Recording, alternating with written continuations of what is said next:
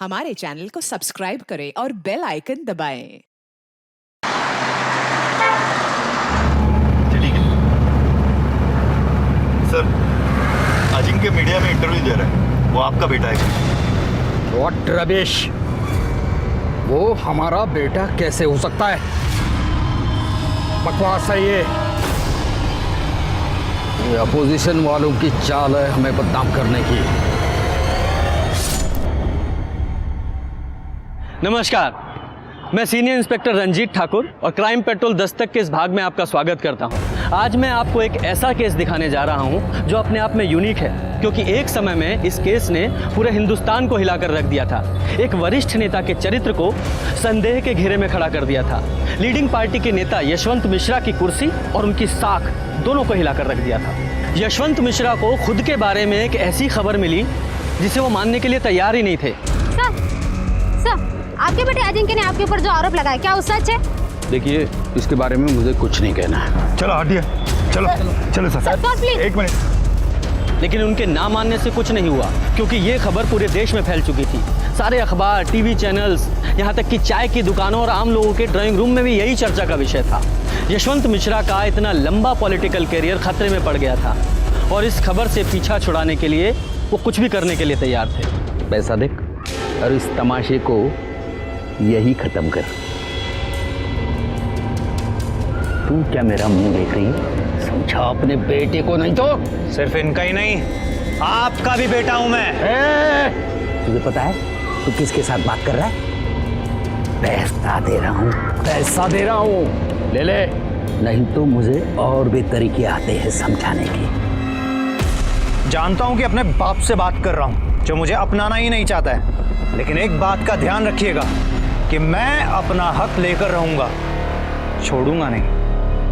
ये मामला इतना बढ़ गया था कि यशवंत मिश्रा चाहकर भी अपना तरीका इस्तेमाल नहीं कर सकते थे। फिर ये केस कोर्ट तक पहुंचा।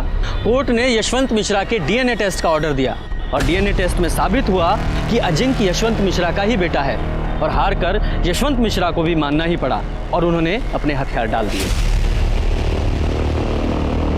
हम आज आप सबके सामने ये स्वीकार करते हैं कि अजिंक्य हमारा ही बेटा है।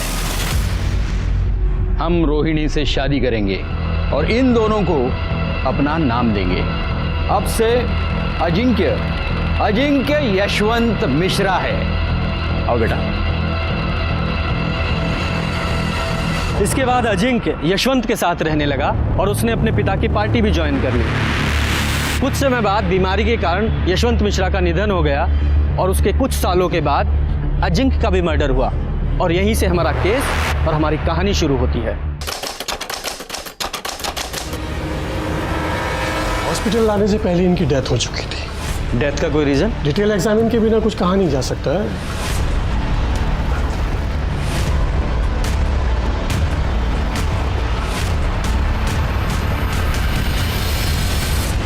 आप में से सबसे पहले बॉडी को किसने देखा? हमने देखा था साहब, आज दोपहर में 3 बजे बाबा को उठाने गए तो। प्राजक्ता बिटिया, क्या हुआ एकनाथ? बाबा उठ नहीं रहे हैं, चाय नहीं पी है, 3 बज गए। चलो आओ देखते हैं। आप दोनों के अलावा उस समय घर में और कौन था? घर में एक नौकर और था, राजू। या क्या फालतू सवाल पूछ रहे हैं? जब आपकी आंखों के सामने ये लड़की बैठी है जिसने मेरे बेटे को मार डाला, उसके बावजूद आप इतने विश्वास से कैसे कह सकती हैं कि इन्होंने मारा है? ये चुड़ैल, आप इसकी भोली भाली सूरत पे मत जाइए। इसकी वजह से एक माँ को अपने बेटे से दूर होना पड़ा। इसकी वजह से मैं बगल वाले घर में रहती हूँ। इसने माँ बेटे को दूर कर दिया, इसकी वजह से सब हो गया है। आप अपने बेटे के साथ नहीं रहती, उसके बगल वाले घर में रहती हैं। अच्छा, आपने आखिरी बार अपने बेटे को कब देखा था?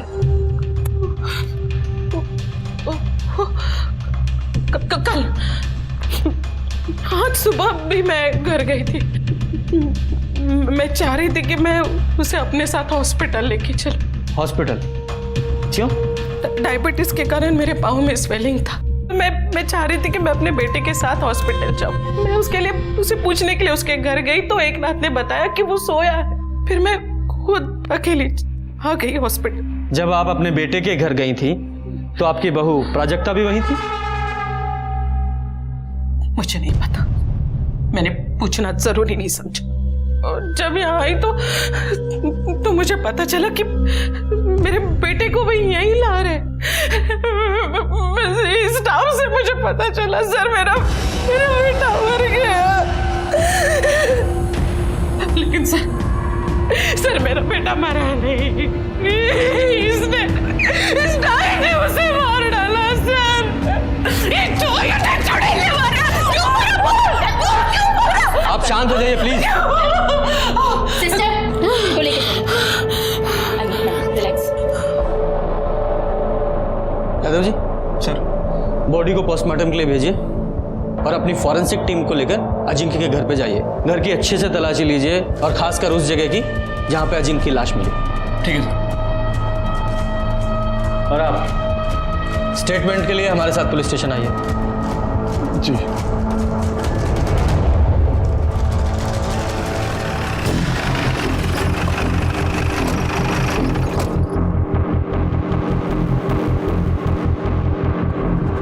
और ये चादर को भी फॉरेंसिक के लिए भेज दो।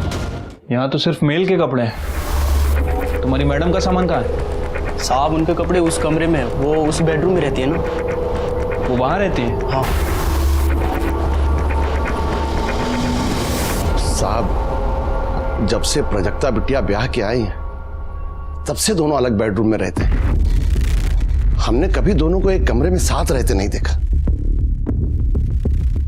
दोनों हस्बैंड वाइफ एक ही घर में रहते हुए अलग अलग बेडरूम में सोते थे, ऐसा क्यों? कहा जाने साहब, हमने तो बस इतना देखा कि प्राजक्ता बिटिया अलग कमरे का खूब फायदा ले रही। फायदा उठा रही थी मतलब ये कि हम एक दिन किसी काम से राजू को ढूंढ रहे थे तो हमने देखा कि राजू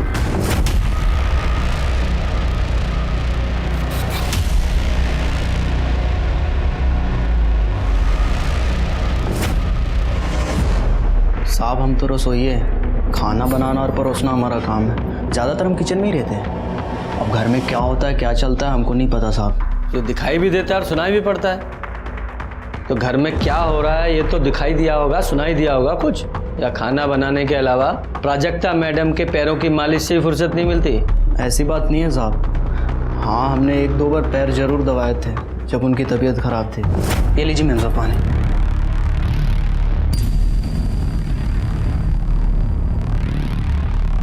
आज मेरे पैर बहुत दुख रहे हैं राजू। मैं दबा दूं? नहीं ठीक है, मैंने दवाई खाई है, ठीक हो जाएगा। मैम साहब, गोली असर करने में बहुत वक्त लग जाएगा। आप रुको यहीं पे, मैं तेल लेके आता हूँ, दवा देता हूँ। बहुत भली मैम साहब हैं साहब, हमको दया आ गई। ऐसी कोई बात नहीं जैसा आप सोच रहे हैं। अजिंक्य के बाबा पे हमको बहुत दुख हुआ। कितना मेहनत की अपने बाप से नाम के लिए, और जब से ये औरत आई है उनका पूरा जीवन बर्बाद। तुम्हारे कहने का मतलब ये है कि मालकिन का अपने नौकर से अफेयर था? हाँ तो, और ये तो एक बात है साहब, और उनका इरादा सुनेंगे तो आपका सर घूम जाएगा। नेता बनना चाहते हैं। जब से आई थी घर में धूम मचा के रखा था। बड़ी मालकिन से तो ऐसे बात करती थी, उन पे ऐसे गुर्राती थी जैसे कोई नौकर को हड़का रही। You know what? मैं आपसे ज्यादा पढ़ी लिखी हूँ तो आप मुझे तो मत सिखाइए कि क्या सही है क्या गलत। समझा ना आपको? Stay away. बड़ी मालकिन अपना इज्जत बचाने के लिए साथ वाले छोटे घर में रहने चली गई। बाबा पहले से ही शराब पीते थे। बड़ी मालकिन के चले जाने के बाद दिन रात शराब पीने लगे। दोनों में खूब झगड़ा होने लगा। पूरा घर कुरुक्षेत्र बन गया। बाबा इस बात के लिए इतना टेंशन लिए कि 2 बार तो उनका बाईपास सर्जरी हो, और डॉक्टर ने तो दारू पीने के लिए सख्त मना किया था, बाबा किसी की नहीं सुनते थे। आपने अजिंक्य को आखिरी बार जिंदा कब देखा था? कल शाम को, जब लखनऊ कैंट से लौटे थे। लखनऊ कैंट क्यों गए थे? उनके क्षेत्र में पार्टी मीटिंग थी, इसीलिए गए थे। बड़ी मालकिन भी उनके साथ थी, और तब भी प्राजक्ता बिटिया का और बाबा का फोन पे खूब झगड़ा हुआ था। झगड़ा किस बात पे हुआ था? ये तो हमको नहीं पता साहब, क्योंकि कमरा तो बंद था। बिटिया चिल्ला चिल्ला के उनसे बात कर रही थी, तो बाबा का नाम ले रही थी, इसलिए हम इतना ही समझ पाए। और जब वो घर आए, अरे कम से कम अपनी कॉन्स्टिट्यूंसी में तो संभल के रहो। जनता पर क्या असर जाएगा कि उनका नेता 24 घंटे शराब में धोते रहता है? तुम्हें मेरे पीने से प्रॉब्लम है ना, तो मैं और पीऊंगा। एकनाथ, टेबल लगाओ, अभी हम और पिएंगे। फिर वो देर तक शराब पीते रहे। रात के 10 बजे के आसपास हमने खाना लगाया, वो खाना खाए और सोने चले गए। हमने भी सब समेट के रख दिया और हम भी सोने चले गए। दूसरे दिन उठे, पापा रोज 1-1.5 बजे तक उठ जाते थे। सुनीता जी, सर इनसे सबकी डिटेल्स ले लो, जाइए।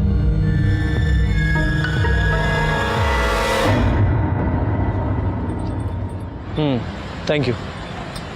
लो Yadav ji. Thank you sir. Yadav ji, ये सबसे पहले ना हमें इस केस के लिए ये मिश्रा फैमिली है, इसके इंटरनल प्रॉब्लम को फिगर आउट करना पड़ेगा और उसके लिए प्राजक्ता को काउंटर करना बहुत ज़रूरी है। Right sir. वैसे वो रोहिणी और एकनाथ भी प्राजक्ता के बारे में ही बोल रहे थे, और सर रोहिणी ने तो यहाँ तक कह दिया था कि प्राजक्ता ही मर्डरर है। उसके कहने से क्या होता है, हमें सिक्के का दूसरा पहलू भी तो देखना है, और उसके लिए सबसे पहले हम कल सुबह प्राजक्ता से बात करेंगे।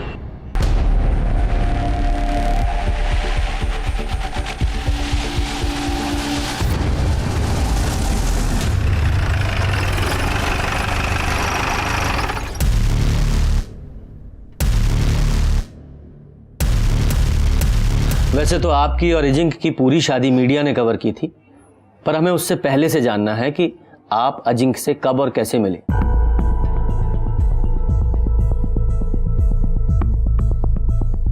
हमारी मुलाकात 3 साल पहले मैट्रिमोनी साइट में हुई थी।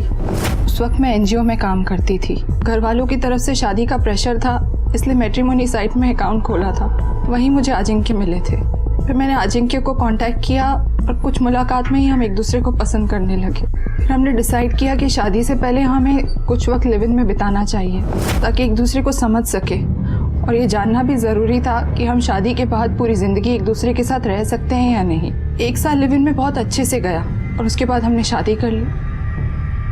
जब हम लिव इन में थे तब अजिंक्य ड्रिंक करते थे, पर ओकेशनली करते थे। फिर शादी के बाद पता नहीं क्या हुआ उन्हें, जो 24 घंटा शराब में धोते रहते थे। इस वजह से हमारे झगड़े भी होते थे, लेकिन हमारे झगड़े का कारण सिर्फ शराब नहीं थी। मतलब मिश्रा फैमिली का पास्ट, स्पेशली अजिंक्य का, जो बार बार हमारे रास्ते की दीवार बन रहा था। कैसा पास्ट?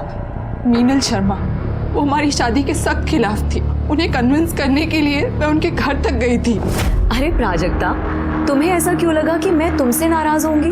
बल्कि मैं तो बहुत खुश हूँ कि अजिंक्य तुमसे शादी कर रहे हैं। मैं तुम्हारी शादी में जरूर आऊंगी। लेकिन फिर भी वो हमारी शादी में नहीं आई। वो आपकी शादी के खिलाफ क्या थी? इंस्पेक्टर, कहने को तो मीनल अजिंक्य की दूर की भाभी है, लेकिन कोई भी उन्हें देखकर बोल सकता था कि वो लवर्स हैं। अजिंक्य अपना अधिकतर वक्त उसके साथ बिताते थे, घंटों उससे बात करते थे। फिर एक दिन मैंने उन्हें टोका तो वो बोले कि तुम्हारा दिमाग खराब है क्या? मुझे मेरी अपनी भाभी से मिलने और उससे बात करने में तुम्हें क्या प्रॉब्लम है? तुम कहीं वो टिपिकल बीवी की तरह मेरी लाइफ को कंट्रोल तो नहीं करना चाहती? और एक दिन अचानक बिना बताए आ गई। फिर मैंने अजिंक्य से इस बारे में बात करी और उसने कन्फेस किया कि उसका और मीनल का अफेयर चल रहा है। लेकिन उसने मुझे ये भी कहा कि अब वो उससे ब्रेकअप कर लेगा और धीरे धीरे सब कुछ ठीक कर देगा। धीरे धीरे सब ठीक हो रहा था, लेकिन शादी के बाद भी हम फिजिकल नहीं थे। यहाँ तक कि उसने मुझे छुआ तक नहीं था, जबकि लिव इन में ऐसा नहीं था। मुझे लगा कि मुझे ही कोई पहल करनी चाहिए, इसलिए उस रात को मैं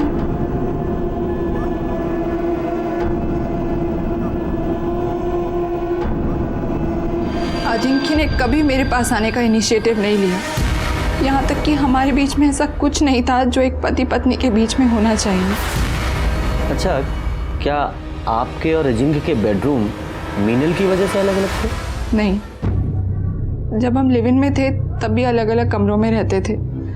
इसलिए हमने डिसाइड कर रखा था कि शादी के बाद भी हम एक दूसरे को प्राइवेसी देंगे और अलग अलग कमरों में ही रहेंगे। आपसे बात होने के बाद अजिंक्य ने मीनल से ब्रेकअप कर लिया था? नहीं, झूठ बोल रहे थे वो मुझसे। हमेशा मुझे बेवकूफ बनाते रहे। ये तो मुझे कल पता चला जब वो लखनऊ कैंट से वापस आ रहे थे। क्योंकि मैंने उन्हें वीडियो कॉल किया था ये पूछने के लिए कि डिनर में क्या खाएंगे। तुम जो खिलाओगी वो खा लेंगे। क्या बात है, आज तो तुम्हारा मूड बहुत अच्छा लग रहा है। क्यों, होना नहीं चाहिए क्या? होना चाहिए। अरे आराम से चलाओ ना। ओह, तो अब समझ में आया कि तुम्हारे अच्छे मूड का रीज़न क्या था। तुम्हारी पूजनीय भाभी जी जो तुम्हारे साथ है। हाँ तो तुम्हें शर्म नहीं आती मुझे इस तरह से जवाब देते हुए? मुझे तुमसे कैसे बात करनी है ये बात मुझे मत सिखाओ, समझी तुम? फ़ोन पर मीनल की वजह से हमारा बहुत झगड़ा हुआ। मैंने तो ये भी सुना था कि मीनल का जो 6 साल का बच्चा है नीलेश, वो भी अजिंक्य की औलाद है। मीनल के पति सुबोध को शायद इस बात से कोई प्रॉब्लम नहीं थी, लेकिन मुझे थी।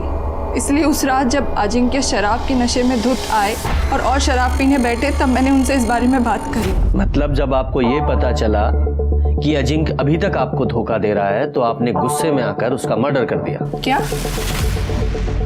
सर, आप ऐसा सोच भी कैसे सकते हैं? मैं अपने पति का मर्डर करूंगी? इनफैक्ट उस रात को झगड़े के बाद मैं इतनी अपसेट थी कि मैं डायरेक्ट रूम में सोने चली गई और फिर सुबह ही मैं बाहर निकली हूँ। पूरी रात मुझे नींद नहीं आई।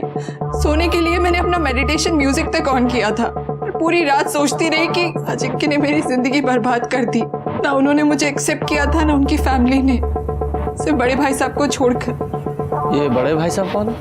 आदित्य मिश्रा, मेरे फादर इन लॉ की पहली वाइफ के बेटे। यादव जी, ये आदित्य मिश्रा की डिटेल्स ले लो।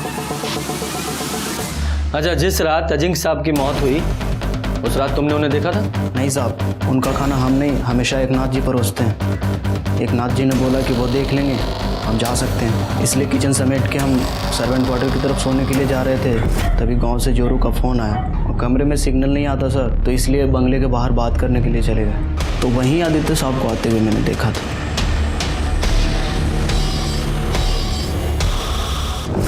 ये आदित्य कितने बजे आए थे? 11 बजे के आसपास आया हूँ मैं सर। और वापस कितने बजे गए? वही आधे घंटे के बाद 11:30 बजे के आसपास।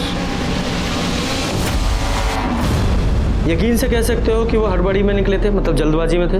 हाँ साहब, वो एकदम हड़बड़ी में थे और तेज़ी से निकल गए। अच्छा, उस रात वो अजिंक्य से मिले थे? कुछ झगड़ा वगैरह हुआ था आपस में दोनों का? साहब, हम बाहर हेडफोन लगा के अपनी जोरू से बात कर रहे थे, इसलिए अंदर का कुछ सुना नहीं। और अजिंक्य बाबा से तो हम कोसों दूर रहते थे साहब। वो बहुत बकलोल आदमी थे। उनकी माताजी भी उनके पीने और बुरी आदतों से परेशान रहती थी। हम एक दिन अपने कानों से सुने थे, वो बोल रही थी कि उसको भगवान उठा ले तो सुकून मिले। यादव जी सर, इसकी डिटेल्स ले लो। और ये आदित्य को पुलिस स्टेशन बुलाओ पूछताछ के लिए। ठीक है सर। पोस्टमार्टम रिपोर्ट का क्या हुआ? कल तक आ जाएगी सर। रिपोर्ट के हिसाब से अजिंक्य की मौत 6 तारीख को 11 से 12 के बीच में हुई है। हाँ सर, और बॉडी को सबसे पहले एकनाथ ने देखा था दोपहर 3 बजे के आसपास। ऑलमोस्ट 15 घंटे बाद। सर, हो सकता है कि पहले उसका गला दबाकर उसे मारने की कोशिश की गई हो, दोनों के बीच स्ट्रगल हुआ हो और इसी वजह से किलर के नाखूनों में विक्टिम की स्किन फंस गई हो। हाँ, लेकिन इस बिना पे किलर को ढूंढना बहुत मुश्किल है। ऑलमोस्ट 2 दिन हो गए। खैर, इस पीएम रिपोर्ट से एक बात तो साफ है कि ये मौत एक्सीडेंटल नहीं है, उसका मर्डर ही हुआ है। उस बाल का क्या हुआ जो अजिंक्य के बेड पे मिला था? सर, फॉरेंसिक टीम के मुताबिक वो बाल अजिंक्य का ही है। अब तक की इन्वेस्टिगेशन के हिसाब से परिवार के सभी लोगों के पास अजिंक्य के मर्डर का मोटिव तो था, इसलिए सब पे नजर रखनी पड़ेगी। एक काम करो, पूरी फैमिली के सीडीआर रिपोर्ट निकालो और नौकरों की भी। ठीक है सर, आदित्य मिश्रा 6 तारीख से लापता है और उसका फोन भी नॉट रीचेबल है। ये राजू ने बयान दिया था कि आदित्य मिश्रा अजिंक्य के घर में रात को 11 बजे घुसा था और 11:30 बजे बाहर निकल गया था। और अजिंक्य का मर्डर भी 11 से 12 के बीच में हुआ है। कहीं ये आदित्य मिश्रा ही तो उसका मर्डर करके नहीं निकल गया? गायब भी है। सुनीता जी, इस आदित्य मिश्रा के कॉल रिकॉर्ड्स और लोकेशन निकलवाओ। Sir, Ajinkya Mishra murder case में पुलिस के हाथों अब तक कोई सबूत नहीं लगा। अजिंक्य मिश्रा यशवंत मिश्रा के बेटे थे, जिन्होंने जीते जी अपने पिता का नाम पाने के लिए संघर्ष किया। पूरे देश की नजर इस केस पर है। क्या अजिंक्य मिश्रा को इंसाफ मिलेगा या नहीं? इन प्रेस वालों को क्या लगता है कि आज क्राइम हुआ और कल सॉल्व हो जाएगा। यादव जी, ये प्राजक्ता पर एकनाथ और रोहिणी दोनों ने शक जाहिर किया है, लेकिन इस घर के कुक राजू ने रोहिणी पर भी शक जाहिर किया है कि उसका इन्वॉल्वमेंट भी हो सकता है। ये प्राजक्ता से तो हम मिल लिए हैं, इस रोहिणी से भी पूछताछ करते हैं। प्राजक्ता बहुत ही कमीनी और चालाक औरत है। सबसे पहले तो उसने मेरे बेटे से बात की कि वो उसे पार्टी से इलेक्शन लड़ने के लिए टिकट दिलवाए। जब बेटे ने मना कर दिया तो इस लड़की ने पता है क्या किया, ये सीधा जाके हमारे पार्टी के सीनियर से मिल गई। जाहिर सी बात है, सीनियर ने उसकी शिकायत की अजिंक्य से, बहुत झगड़ा हुआ दोनों का। और प्राजक्ता ने उसे माफी मांगने के बजाय ये लड़की हमारे अपोजिट पार्टी से शामिल हो गई। देखिए, मैंने पहले भी आपसे कहा था और आज फिर वही बात कर रही हूँ, आप सीधा जाके प्राजक्ता को अरेस्ट कीजिए, समझे आप? उसने मेरे बेटे को मारा है। उसने मारा है या आपने? क्या बकवास कर रहे हैं आप? अरे बेटा था वो मेरा। हाँ, वही बेटा जिसकी शराबखोरी, अलग अलग औरतों के साथ नाजायज संबंधों, पार्टी में उसकी इमेज खराब और टिकट ना मिल पाने के कारण आप परेशान थी, उसी बेटे की बात कर रहा हूँ। हाँ थी, मैं परेशान थी, पर इसका मतलब ये नहीं कि मैं अपने ही बेटे का मर्डर कर दूं। 6 तारीख की शाम से रात तक आप कहाँ थी? 6 को मैं अपने बेटे के साथ लखनऊ कैंट से वापस आ रही थी। हमारे पार्टी की एक मीटिंग थी। रास्ते में मेरे बेटे को प्राजक्ता का फोन आया। पता नहीं क्या बात थी, लेकिन उन दोनों में बहुत झगड़ा हुआ। बहुत गुस्से में था अजिंक्य तक। फिर उसने मुझे घर ड्रॉप कर दिया और वो चला गया। प्राजक्ता ने इसलिए झगड़ा किया क्योंकि मीनल आप लोगों के साथ थी। हाँ तो फर्क क्या पड़ता है उससे? ये प्राजक्ता है ना, उसे पहले से पता था कि अजिंक्य अपने भाभी को बहुत मानता है, उनको आदर देता है, सम्मान देता है। अब अगर किसी की दिमाग में गन घुसी हो ना, तो उसे कोई कुछ नहीं कर सकता। लेकिन प्राजक्ता का कहना तो यह है कि उसने अजिंक्य और मीनल को एक साथ बेड पर देखा था और अजिंक्य ने एडमिट भी किया है कि नीलेश उसका और मीनल का बेटा है। छी छी छी छी छी छी छी, मरे हुए इंसान के बारे में इतना गंदा कैसे कोई बोल सकता है भला? और आप भी इंस्पेक्टर, उसकी ये सब बेतों की बातों पे आप भरोसा कर रहे हैं? देखिए मैडम, हम सिर्फ अपना काम कर रहे हैं। अच्छा ये बताइए, 6 तारीख को आप लोग जब लखनऊ कैंट से लौटे तो पहले आपने मीनल को काकोरी नगर छोड़ा, उसके बाद आप लोग घर आ गए, है ना? जी नहीं, उस रात मीनल यहीं रुकी थी मेरे साथ मेरे घर पे। दूसरे दिन सुबह वो काकोरी नगर के लिए चली गई।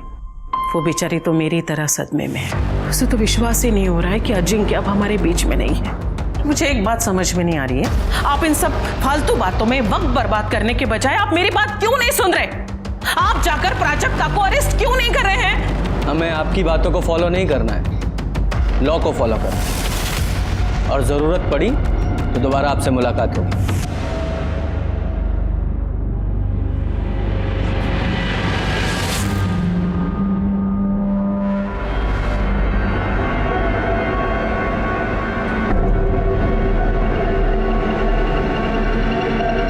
हाँ सुनो, अभी पुलिस आई थी पूछताछ करने, तुमसे भी पूछताछ करेंगे। संभाल के रहना, संभाल के जवाब देना।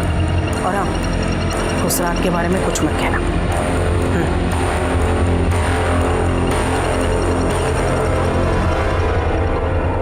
यादव जी सर, ये रोहिणी बार बार प्राजक्ता को ब्लेम कर रही है, इसका कोई तो रीजन होगा। कुछ तो है जो इस फैमिली में चल रहा है। इस रोहिणी की स्टोरी को भी क्रॉस चेक करना पड़ेगा। और ये अजिंक्य की भाभी मीनल, इससे भी मिलते हैं, पता तो चले कि ये प्राजक्ता झूठ बोल रही है सच।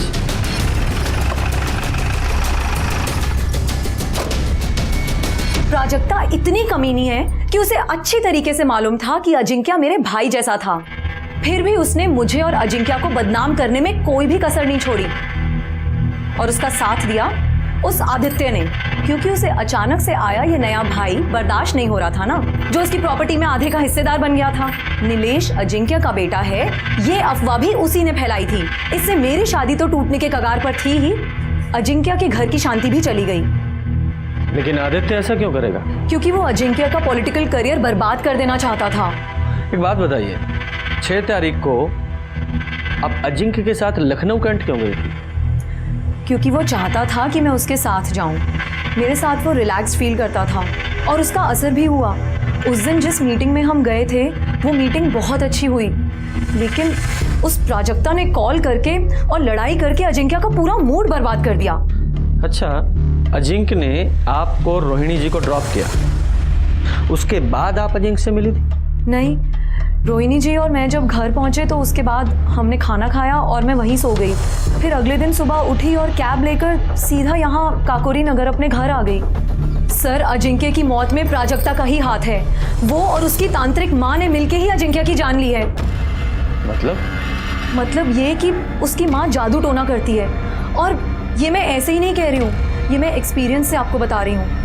जब प्राजक्ता ने मेरे और अजिंक्य के बारे में अपनी माँ के आगे बकवास की तो वो यहाँ मेरे घर मुझसे लड़ने के लिए आई थी। दूर रहना अजिंक्य से। अगर तूने मेरी बेटी का घर तोड़ा तो मैं तुम्हारी गृहस्थी भी बसने नहीं दूंगी। ये देख रही हो, इसमें तुम्हारी जान बसी है। इसमें मेरी जान है। आज मुझे समझ में आया कि तुम्हारी बेटी का जो पागलपन है ना, वो कहाँ से आया है। अपने ये पत्थर लो और निकलो यहाँ से, वरना धक्के मार के बाहर निकाल दूंगी, समझी? उसका मजाक उड़ाना मुझे बहुत भारी पड़ा। रात तक नीलेश को हाई फीवर हो गया था। सारे ट्रीटमेंट कराए, दवाइयाँ बदली, डॉक्टर बदले, लेकिन फीवर जा ही नहीं रहा था। मेरा बच्चा दिन पर दिन कमज़ोर हुए चला जा रहा था। सर, वैसे तो मैं इन सब बातों में विश्वास नहीं करती हूँ।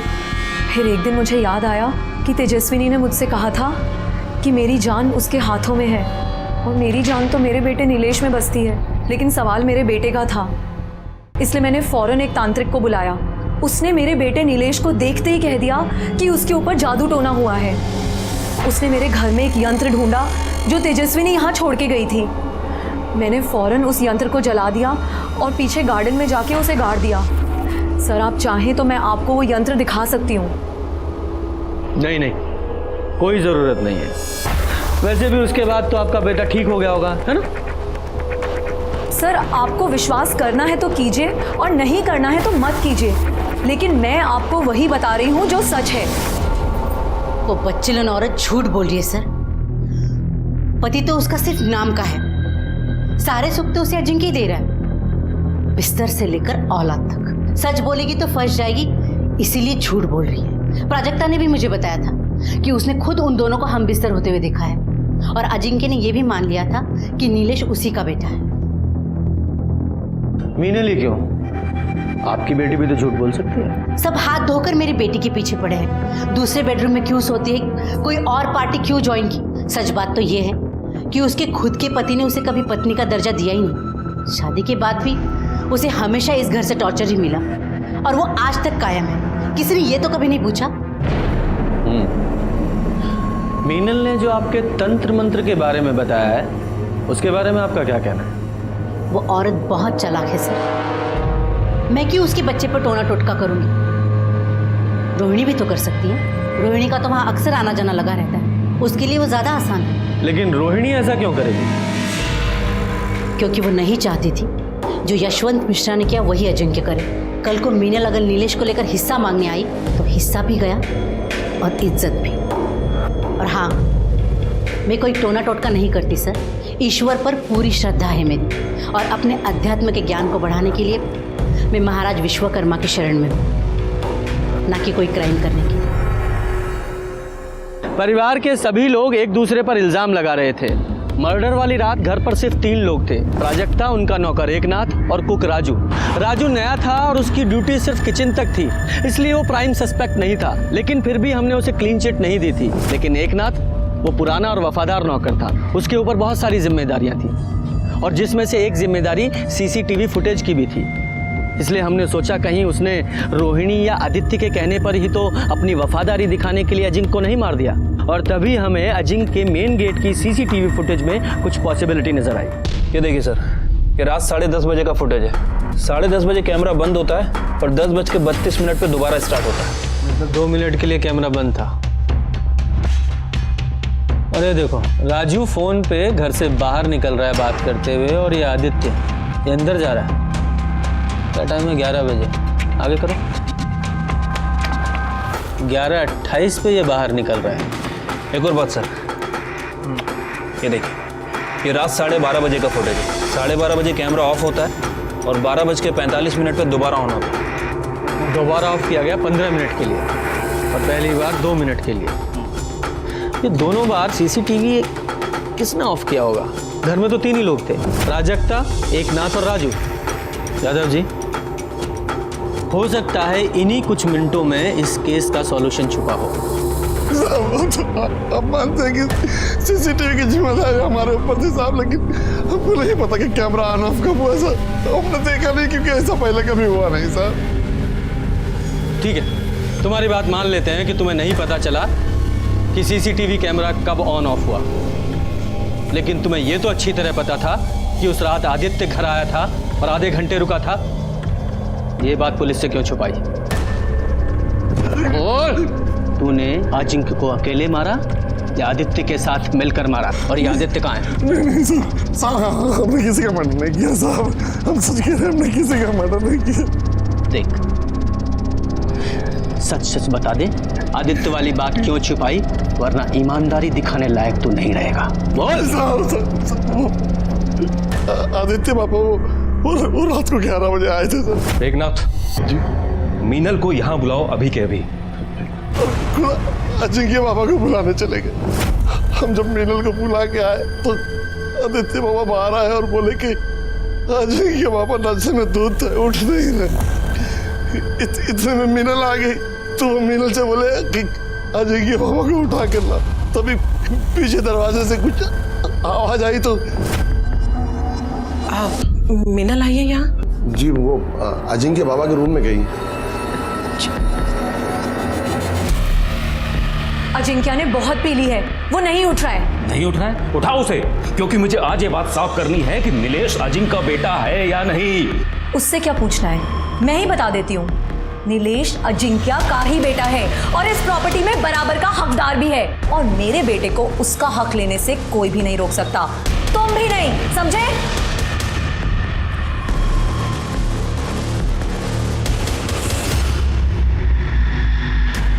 देखा आपने क्या कह रही थी वो? हाँ, जो कुछ भी आपने मेरे साथ किया है वो सब कुछ आपके साथ हो रहा है। तुम और तुम्हारा बेटा, तुम दोनों मिलके मुझे सड़क पे लाए थे ना। अब तुम्हारा नंबर है, क्योंकि ये तो दारू पीना छोड़ने वाला नहीं है और ये एक ढेला भी छोड़ने वाली नहीं है। यही है कर्मा, अब भुगतो। अरे आदित्य के जाने के बाद रोहिणी जी ने क्या किया? कुछ नहीं सर, वो भी वापस लौट गई थी सर। साहब हमने कुछ नहीं किया सर। गुप्ता जी, सर इसे लेके जाओ और इसकी खातिरदारी कर लो। हमने कुछ नहीं किया साहब। हमारी यादव जी, इस रोहिणी और मीनल दोनों को पुलिस स्टेशन बुलाओ, और इस केस की जड़ तक पहुंचने के लिए इस आदित्य का मिलना बहुत जरूरी है।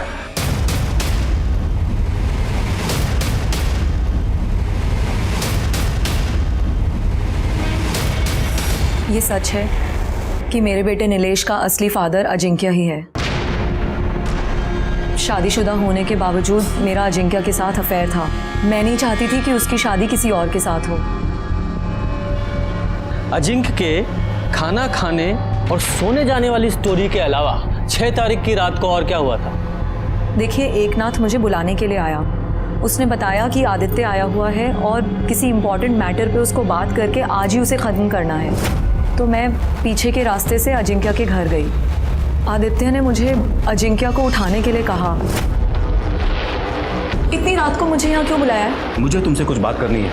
मुझे तुमसे कोई बात नहीं करनी है। बाद में पछताने से अच्छा है कि अभी सब कुछ क्लियर हो जाए। जाओ, जाके अजिंक्य उठाओ। ठीक है। मैं अजिंक्य के रूम की तरफ जा रही थी तो प्राजक्ता के कमरे से मोटिवेशनल म्यूजिक की आवाज़ आ रही थी। मुझे लगा कि वो सो गई। अजिंक्य ने मुझे उसकी इस आदत के बारे में बताया था। मैं अजिंक्य के रूम में गई और उसे उठाने लगी। मैं डर गई थी। अजिंक्य ने बहुत पी ली है, वो नहीं उठ रहा है, क्योंकि वो इसका इल्ज़ाम मेरे ऊपर ही लगा देता और मुझे ही फंसा देता। आप अजिंक्य के रूम में एग्जैक्ट कितने बजे गई? 11:15 बजा होगा शायद। 11:15। फिर? मैंने आदित्य और मिनल की सारी बातें सुनी। मिनल अचानक गुस्सा होकर वहां से चली गई। तभी आदित्य की नजर मुझ पे पड़ी। उसने आकर मुझे चेतावनी दी कि कैसे प्राजक्ता और मिनल दोनों मेरी जायदाद हड़पना चाहती है। फिर आपने क्या किया? कुछ नहीं। फिर मैंने रोहिणी जी को वहाँ आते देखा, लेकिन अनदेखा कर दिया और वहाँ से जाने का नाटक किया। आदित्य ने रोहिणी जी से क्या कहा मैंने ये भी सुना। आदित्य उसके बाद वहाँ से चला गया। रोहिणी जी एकनाथ के पास गई और बोली, एकनाथ, देखो तुम हमारे सबसे पुराने, सबसे वफादार, इसलिए मैं अपने दिल की बात सिर्फ तुम्हें बता सकती हूँ। देखो, हम ना पहले ही अजिंक्य की वजह से हमारे परिवार पे बहुत सारी मुसीबतें आई है। मेरे घर को बर्बाद होने से बचा लो। तुम अजिंक्य को मार डालो, खत्म कर दो उससे।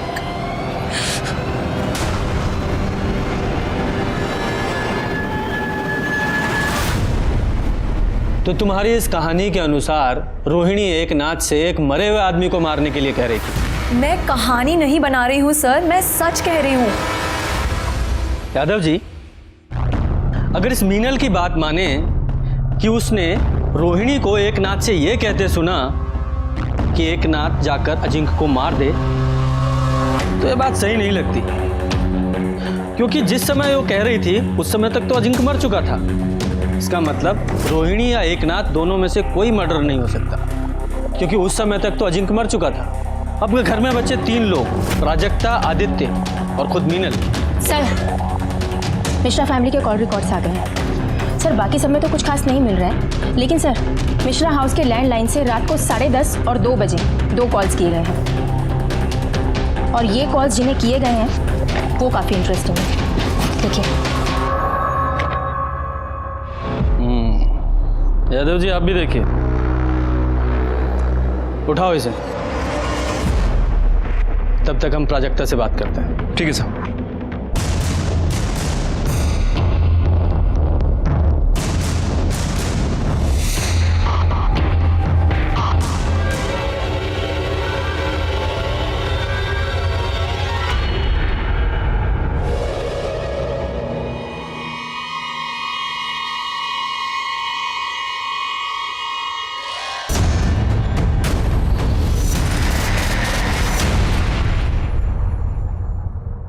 प्राजक्ता की माँ तेजस्विनी ने मुझे फ़ोन किया था कि अजिंक्य ने कन्फेस किया है कि नीलेश उसका बेटा है, और मुझे पता था कि मीनल रोहिणी के घर में रुकी हुई है।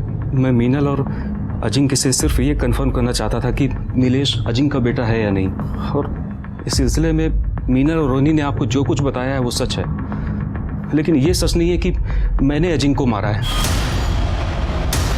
रात को 11:05 पर जब तुम अजिंक्य के रूम में गए तो वहां क्या देखा? मैं जैसे रूम के अंदर गया तो मैंने देखा कि वो अजिंक्य उठो, जाओ। अजिंक्य उठो, मुझे तुमसे कुछ बात करनी है। उठो, जाओ। अजिंक्य। उस रात मैं अजिंक्य के घर से अपने घर लौटा तो मैंने देखा कि मैं अपना अस्थमा का पंप अजिंक्य के घर में ही भूल गया हूँ। तो मैं इसे लेने के लिए रात को करीब 12:30 बजे उसके घर गया। तब मैंने सोचा कि मैं पीछे के दरवाजे से एकनाथ से मंगा लूँगा, लेकिन जब मैं वहाँ पहुँचा तो मैंने देखा कि घर का दरवाज़ा खुला हुआ था और प्राजक्ता अपनी माँ के साथ बाहर आई। तभी अचानक पीछे से किसी ने मेरे सर पे वार किया और मैं बेहोश होकर गिर पड़ा।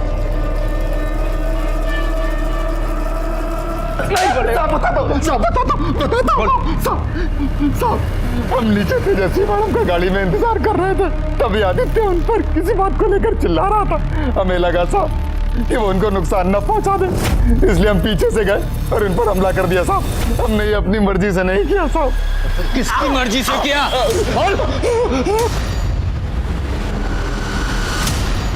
तो 6 तारीख की रात को आप अजिंक्य के यहाँ गई थी, है ना? गई थी। मेरी बेटी दुखी थी और उसे सहारा देने के लिए मैं गई थी। मैंने अजिंक्य पर दबाव बना रही थी कि वो नीलेश को अपना वारिस बना दे, वरना वो सबको सच बता देगी। प्राजक्ता की तो खुद की औलाद ही नहीं थी। शादी के बाद उस कमरे ने उसे एक बार भी हाथ नहीं लगाया। प्राजक्ता समझ चुकी थी कि अजिंक्य से उसे एक फूटी कौड़ी भी नहीं मिलेगी। आप वहाँ कितने बजे पहुँचे? करीब 10:30 बजे। और वापस कितने बजे लौटे? 12:30 बजे।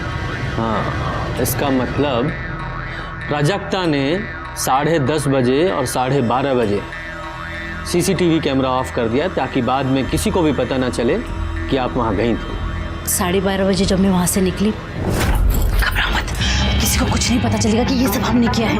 और वैसे भी इस सारी प्रॉपर्टी पर तुम्हारा ही हक है। उस अजिंक्य को तो मरना ही था, नहीं तो वो मीनल और उसका पिल्ला सब कुछ हत्या लेते।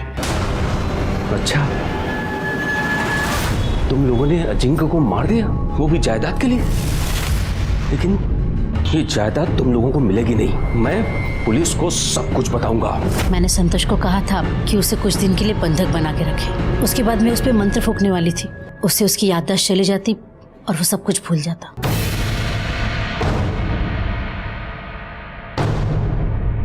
मैं बताता हूँ 6 तारीख की रात को एग्जैक्टली क्या हुआ था। अजिंक्य के खाना खाने और सो जाने के बाद तुम अपने रूम में गई, वहां से रोते रोते अपनी मम्मी को फोन किया, उन्हें अपनी दुख भरी कहानी सुनाई। उन्होंने आपको सलाह दी अजिंक्य को मार दो और उसमें वो तुम्हारी हेल्प करेगी। फिर अपने प्लान के मुताबिक तुम्हारी मम्मी ने आदित्य को फोन किया, उसे भड़काया और उसे अजिंक्य के घर आने को कहा। और उसमें अपना फोन वो अपने घर पे ही छोड़ दिया ताकि हम लोकेशन ट्रेस ही ना कर पाए। आपकी लैंडलाइन के कॉल रिकॉर्ड्स के मुताबिक रात को आपकी मदर के ड्राइवर संतोष को कॉल किया गया था। 10:30 बजे जब वो तुम्हारे घर पहुंची तो तुमने वहां सीसीटीवी ऑफ कर दिया ताकि बाद में भी किसी को पता ना चले। उसके बाद तुम माँ बेटी तुम्हारे रूम में चले गए। उसके बाद आदित्य वहां पहुंचा, तुमने देखा उसने वहां झगड़ा किया। तुम लोगों ने सोचा कि इस झगड़े का फायदा उठाया जाए। और जब आदित्य अजिंक्य के कमरे से बाहर निकल रहा था उसके बाद तो तुमने तकिए से उसका दम घोट दिया। वो बेचारा विरोध भी नहीं कर पाया क्योंकि वो शराब के नशे में धुत था।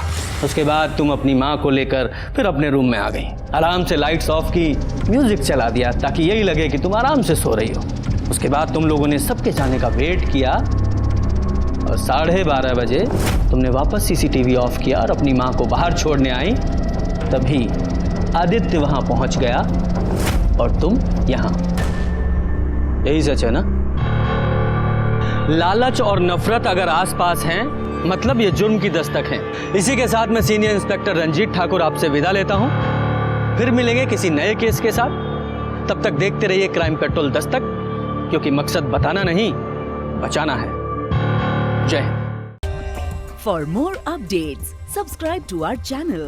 Click the show links and enjoy watching the videos.